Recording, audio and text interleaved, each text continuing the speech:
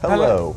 Hello, I'm here. Don't worry. All of you out there who've been watching this this show. The rumors of his death are greatly exaggerated, as the quote goes. Yeah, I'm actually what they call me, the Rasputin of the chess world. You can punch me, kill me, stab me, shoot me, but I always come back, right? You know the story about Rasputin? I am aware of the story about Rasputin, yeah. Silly, really, asking a Russian. No, I'm perfectly fine, guys. All the myths I've been peddling about my personal health are totally unfounded and untrue. They find it rather amusing that me taking a break, though, for a few minutes is a good excuse for them to talk about me.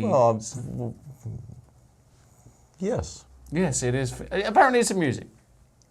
Anyway, this is round 4. We've just seen the collapse of a titan, and I'm not talking about my disappearance for an hour. I wouldn't call it a collapse as such. Yeah. I mean, the titan is still standing, but he was dealt a blow. And I watched the press conference, quite interesting. Said he felt very unwell today, felt totally... He said this morning he just knew something was going to happen. He just wasn't with it. You could see it in his play. He said that King C8 was... Maybe we can get that position up, Peter.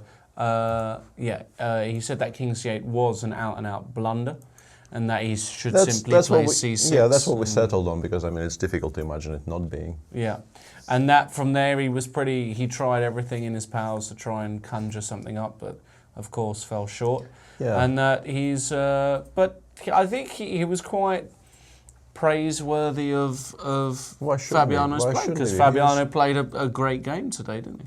He did, yeah, and also, I mean, Magnus is just, in my experience, has always been courteous in those rare cases where he does lose. So, yeah. Unsurprisingly, he was truthful about this one as well. I mean, Fabiano played very well. He was perhaps less tested than normally you would expect in a game against Magnus, but you play who's in front of you, and today he had a version of Magnus which was not maybe the best we've seen recently, but you still need to beat the guy. Absolutely. Very well played by Fabiano. And also something occurred to me during this break that, you know, it's maybe only slightly amusing to me, but I'll try anyway. Magnus started by 2 out of 2. Then he failed to win a position yesterday which was not perhaps completely winning, but was very, very promising, and he loses the next day. This is exactly the sequence of events which would, if it were me, would immediately prompt the question: do you find this reminds you of this happened to me in Hunter recently? That, you know, once something like this happens, people tell you, does it remind you of London very much? You know, this is a sequence of events which sometimes completely derails your tournament. But I'm not expecting it will derail Magnus's tournament at all. I think he will bounce back, and I mean, once again, it's impossible to judge the extent of his actual problems. You know, he is citing some objective health issues here, which you can't see from the outside. But if he feels better from tomorrow, and I expect him to play well, and I expect today. It's a bit of an aberration. Not that he lost to Caruana. It is very, very possible to lose to Caruana, but the fashion in which he lost was a bit unusual. Yeah. Okay, so Fabiano with a great win. We've got one game still going. One game is still going, but Black now finally managed to get the rook to the 6th. So what we will see is King c5, rook f6, and now basically the rook gives checks forever. This is a draw. So we will show you the highlights of the B tournament, and this I think will be a wrap, because I don't really expect much to happen from this position. I mean, basically, what White is hoping for here is a heart attack, more or less. Right. Okay, B tournament. So results. Well, this game. This is a game between Abbasov and Etienne Bacro, and this game we will maybe just say that this was the position after 10 moves, and it did end. Although this is not quite fair. This is potentially a very boring variation, but this game was anything but boring. Bishop f4 takes, knight c3, bishop d4, knight d5 is the critical line here. This is very, very fashionable, and a lot of games start from this position these days. For instance, I think Black can try playing c6, king f8, knight c8, and queen f6 here. I remember vaguely a game going like this, I think in the European teams in Warsaw last November, I think in a match possibly between Armenia and Azerbaijan. And Etienne chose d6, bishop g5. I think either bishop f6 or knight f6 is maybe a game between Luke McShane and Vladimir Kramnik, no? From one of the London Classics, a game which I think Luke won eventually. Or maybe I'm completely mistaken. I'm not a huge specialist on the anti-Berlins of this ilk. But anyway, f6 and fg is what Etienne settled on. Bishop d3, and now king f8. If queen takes h7, black will of course parry white threats. For instance, by playing bishop e6 is a very decent-looking alternative for black. So queen takes d4, c6, queen c3, queen f6. Queen e4. White still retains some initiative, so Etienne decided not to hang on to the material and went d5 and queen h6, and held this endgame reasonably comfortably, because also he gets rid of the double g pawns by doing this. So this game ended in a draw. There's one game still going between Pavel Ulyanov and Alexander Motylev, who, after a very impressive win with black in one of the earlier rounds, is now seems to be slightly struggling. He lost a painful game against Radek Wojtaszek yesterday with white, and today in a queen b3 Slav he also seems to be somewhat struggling against Ulyanov. This is a very, very well-known line which is supposed to be quite safe for black, but slowly white improved his position, and I'm not entirely sure about this f5 move, to be honest. I think it's perhaps somewhat uncalled for. But even after this, it didn't seem like, it doesn't seem like white has very much. But white now has a little bit of pressure connected with a somewhat weak pawn on e6, and eventually white managed to get a reasonably big advantage. Already here you would say that white is slightly better because he managed to trade off all the good pieces, and black is left with a weakness on e6, which is rather unpleasant. This structure reminds me, there was a game between Karpov and Kasparov in one of the matches with this exact material, although there was no pawn on a4 for white in that game, which means that the b4 square was unavailable to black, but still there is some pressure. This game still continues. Currently the position looks like this. White is a pawn up, but those heavy piece endgames are not that easy to win, generally speaking, and we'll see if Pavel Ulyanov manages to convert his material advantage into a full point. This one is still ongoing. There's also a game still continuing between Rauf Mamedov and Van Gaal. This game featured a French and a very sharp line. Something I might know about. Yeah, I played when I was much younger. This is a very romantic position. The universal system. Yeah. These days, actually, after knight gf3, there are a great many moves in this position which are more fashionable than queen b6, starting with g6. G5 is a legal move as well. Yeah. There are many moves here. G5 generally is probably prepared first. Yeah, you play something. Normally they play bishop e7 castles. Yeah, bishop b7, you wait for white to castle, and then you play g5, to which white normally replies by d takes c5 to create the d4 square, because you need to meet g4 with knight g4. But queen b6 castles and c takes d4 is the old main line. White gets a lot of compensation for the pawn here, but generally speaking, in my youth, it was considered to be very playable for black. This is, Queen c5. Yeah, in my childhood, you were supposed to play queen c5 here. I'm not sure about that move. But after queen e2, there's a lot of play for white. White continues bishop e3, then if possible knight g4, f4. There's a lot of compensation. Well, this is not an easy position for black to play because, I mean, he is a pawn up and it's a very healthy pawn on d5, but white has a lot of activity against the somewhat overexposed queen, and also the king side is constantly in danger. Black played knight c5 here, bishop d2, queen a4, b3, queen d7, rook a c1, b6, knight d4. Once again, it's clear that white has compensation. Whether it is enough for a full pawn is not that clear. I'll just show you the next moves a bit quicker, because there's also stuff to cover in the other games. Even with the light square bishops off, white still has compensation here, because the king is stuck in the center, and if you go bishop f8, you will have weaknesses on the king side, which are a constant source of worry. But still, it seems like white is happy with the draw here, which is not entirely surprising. He is, after all, a pawn down, but black less so, and the game continued in this fashion. I'm not sure if black achieved much here, because he did manage to safeguard his king, but on the other hand, h4 is a potential weakness for later on. I don't know. A pawn is a pawn, though, as you always say, and I guess, yeah, I guess, you know, there's always compensation, but I'm sure it is black who is playing for a win. Although h3 f5 sharpens the situation drastically. I think Wano may have missed that move. The point of it is that if e5, you can play knight f5 and rook g3 check, and you win the queen. So he was forced to reply to f5 by king g8, and now suddenly, after f6, rook d7 and rook f4, the king on h8 is in a lot of trouble. Basically, h takes g2, rook h3 is probably mate, which is why he had to go g5, rook g4, knight e4, rook h3, and rook c7, at least driving the rook away from h3. But now, after rook f3, the game is very, very double-edged.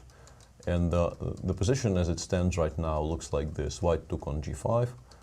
So white's now pawn up. White's now pawn up, but he is a bit discoordinated, and the pawn on e4 is a bit of a thorn in his side. And also, it's important to note that if you play rook e3 straight away, black can meet this by playing takes, takes, and rook d3, and the pawn endgame is impossible for white, obviously, because the pawn queens. And after rook e4, rook b3, black is at the very least not worse, and maybe even could consider playing on. So this game also is still ongoing. And there was a game I can actually say something about with confidence, a game between Wojtaszek and Safari, which featured a Grunfeld with f3, a line I spent at some point quite a number of hours studying, because it's a very, very testing line, and a very fashionable line right now against Grunfeld, which you need to be quite well prepared against if you want to play d5. You could, of course, play bishop g7 and switch to a King's Indian, but that's not to everybody's liking. And this is a very, very topical line, which, a gentle plug, is featured quite heavily in my video series. In your video series, in my video available series, on Chess24, ladies and gentlemen, the most comprehensive online series. This position is covered quite in depth in those videos. Knight b5 and f4 is one of the more testing attempts here for black, and I think El-Taj immediately went somewhat astray, because I think it's better to start with queen e6 immediately. You can't play d5 anyway, because queen e4 and bishop f5 almost wins for black, bishop d3, queen c6, and there's no good way to keep the material for white. So after queen e6, white generally plays knight c3, and here you do not have to play rook d8 as he did in a similar position in the game. You have other options. I don't want to sort of spoil my own videos too much, so if you're interested in this position, it is covered rather well, I think, in my Grunfeld series, and I quite liked analyzing this position, and quite enjoyed describing the analysis.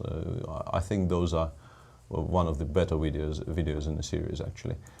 In the game, black played rook d8, knight f3, queen e6, knight c3, and here his options are somewhat limited. Knight c4, queen e2, and I guess doing it in this move order, he more or less has to take on e3, because without the inclusion of rook d8 and knight f3, black has the option of going knight 6 a5 in this position. But here he took, and I think this now transposes to a game I lost against Wano in Stavanger last year, a reasonably painful game, which I also forgot my own analysis there straight away and lost. c6 is a better move than what I played. I did something very strange there. I think I maybe I've played b5 straight away in this position for some reason, and the pawn just dropped and I lost. After c6, white's task is somewhat more difficult, but Radek just played bishop e2, allowing knight d5. You can try and stop knight d5, but there's nothing wrong with just allowing it and playing takes, takes, and e5. And white has a very, very serious attack on the king side, as the game demonstrated. Bishop d7, h4, h5, and just g4 straight away. And this is very, very serious because black is basically not even close to creating any serious counterplay along the c file, whereas white is already in process of giving mate. And after h5, f6, e6, it seems as if black's task was at the very least very, very difficult, and he didn't really manage to hold this position. Takes, takes, takes on h5, f5, a very nice touch, sort of securing the king side for now. Maybe potentially creating a very big threat of queen e6 check, because you don't really want the pawn on d7 to survive, do you? Rook d7, rook h5, king f8, queen g5, queen goes back to d2, and after bishop g6. Actually, this position does not look entirely clear to me, but maybe it's good for white, because I thought maybe black could play bishop f6, but then rook dh1 creates a huge threat of rook h8 check, and after queen d4 we can still take, and play rook h8 check, take, king g7 and rook takes a8. Although this after g3 is perhaps not completely clear, but white, I think, is favorite to win this position. Anyway, the game continued bishop g7, and now Radek very nicely opened some more files on the king side by playing f6. E takes f6 is a bit of a sad choice. If black has nothing better, then I think this is a very difficult position to hold, because now the bishop on g7 takes almost no part in defense. Bishop g4, rook d6, rook dh1, once again renewing the threat of rook h8, king f7, rook h7.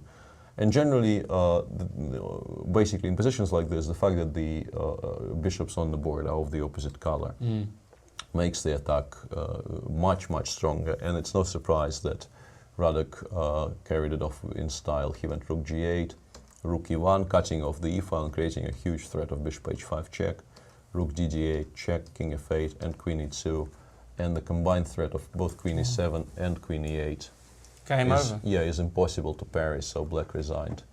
And in the final game of the round, Gadir Guseynov won with black against Dur Bailey.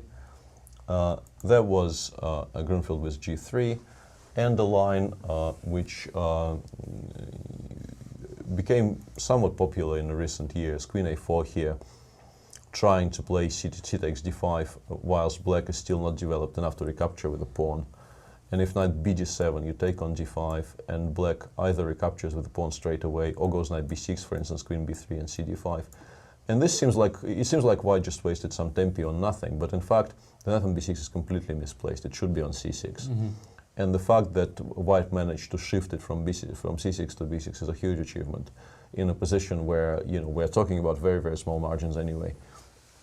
So the correct way to proceed for black is knight fd7. It also has been known for a while, to which white generally replies queen c2 or queen b3, because if you play c takes d5 here, black goes knight b6, queen b3, queen b3, c takes d5. And yet again, there's a knight on b6, but it's a different knight, which is a very big difference. After knight f3, let's say bishop g7, castles, knight c6. Black's development is very, very natural. The pawn on d4 is already under attack, and after rook d1, the bishop will come out to f5. Black is maybe even already slightly better, although of course, you know, probably white can still equalize. And after queen b3, the new way to approach this position has been to take on c4, queen takes c4, and play bishop g7, knight f3, castles, castles, and e5 straight away. I think I've seen a game like this recently between two strong players. I can't recall who the players were, but I'm pretty sure I've seen this done before. And this, I think, just solves most, if not all, of black's problems straight away. White has to take because knight b6 is a huge threat.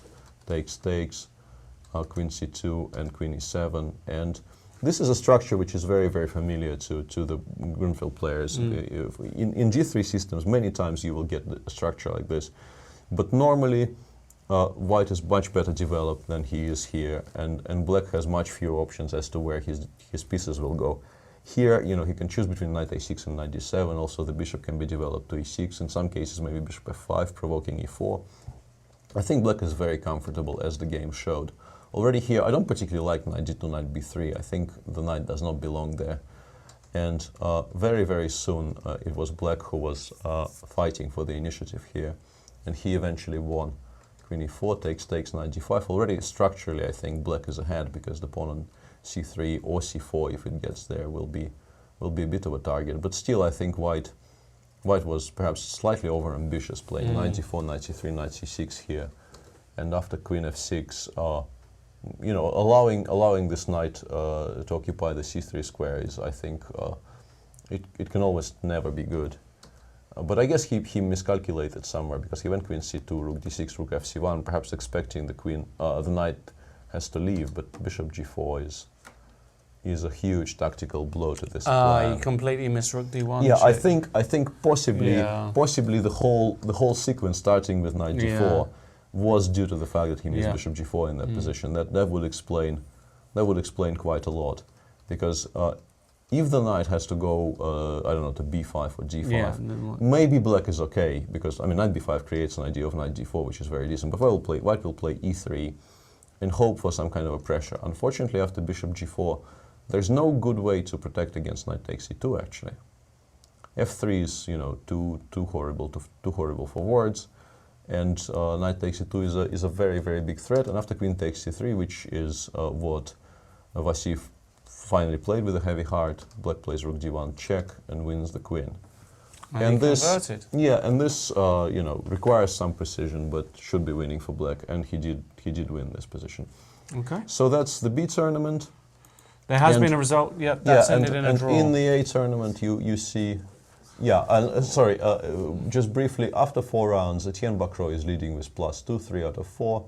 Radek Wojtaszek, after I think losing 1 game, has bounced back, is now on +1, as is Pavel Ilyanov, Alexander Motolev, Gadir Guseynov, and Nijat Abbasov are on 50%, and there are 4 people in the minus, including the rating favorite Van Hao. So missing Van Hao's result from today, though. Van Hao is still playing, so maybe he will join the people on 50%, or maybe even higher. We'll see how his game progresses. So a very, very exciting and a very strong tournament going alongside our A tournament. And in the A tournament, the situation after 4 rounds is, as we described earlier, Caruana and Carlsen are on 2.5 out of 4. Shahryar Mamedov has 1 out of 4, and 3 people are on 50%. Hikaru Nakamura, Timur Rajabov, and Sergei Karyakin. Join us tomorrow. Tomorrow will be the final round of the first half of the tournament. These are the pairings? Yeah. Shahryar Mamedov will be playing white against one of the leaders, Fabiano Caruana. Magnus is white against Rajabov. And Nakamura will be white against Karyakin. Interesting, though. So a chance for Magnus to perhaps bounce back immediately, because if I was about to say that if there is a target in this tournament, it's Rajabov, but it feels a bit silly to be saying this about a player who was 27.93 a year ago. But on current form, he is the one that will perhaps be targeted by the players. Although the first 4 rounds give no indication that he should be somehow singled out in this tournament. He is playing very, very credibly, and pushed Hikaru today, although he couldn't win in the end. All right. Join us tomorrow. Join us tomorrow. We'll be covering this tournament yet again. 12 o'clock Central European Time. That's 6 o'clock EDT, which I assume means Eastern Daylight Time. For all of you stateside guys, looking forward to seeing you tomorrow. Take care. Yeah. Cheers.